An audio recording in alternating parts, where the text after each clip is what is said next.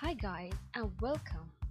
This is AutoCAD 2019 course and I'm going to teach you how to master the 2D drafting and drawing.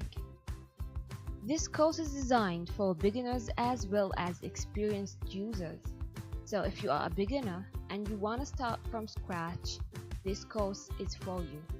And if you are an experienced one but you want such a refresher or a comprehensive course, this course is for you as well.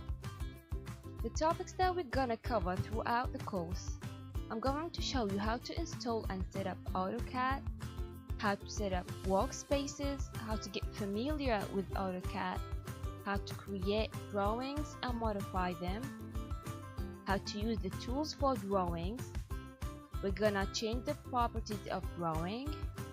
We're gonna explain hatch and gradient, managing drawing with layers, and finally dimensioning and annotations.